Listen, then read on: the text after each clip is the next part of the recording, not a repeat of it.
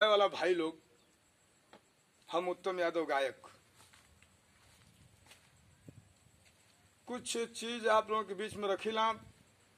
Lockdown की वजह से बिरहावरा ना भेजते से मजबूर है कि कोनो गीत ना डाल पाओ थे अपने चैनल विद्या म्यूजिक भोजपुरी में।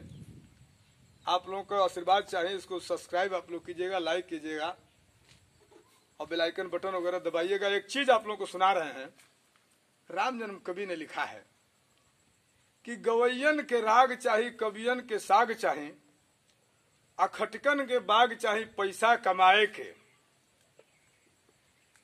अब बंगालिन के भात चाही, चोरन के रात चाही, आ चुगलन के घात चाही बात बतियावे के, और डोमन के बांस चाही, मीले के खास चाही, लफंगन के ताश चाही समय बितावे के। राम जन्म कवि लिख रहे हैं।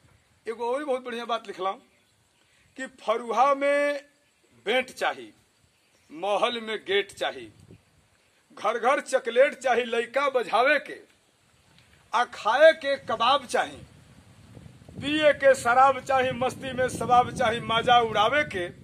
आज आखिरी बात बड़ी बढ़िया लिखले हुआ कि सत्ता अखिलेश चाही, कृपा अवधेश चाही, सत्ता अखिलेश चाही, कृपा अवधेश चाही, आ जोगी का ना भेष चाहे शासन चलावे के।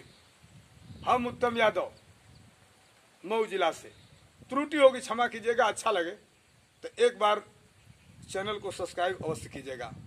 जय भीम, जय भारत, नमो बुद्धाय।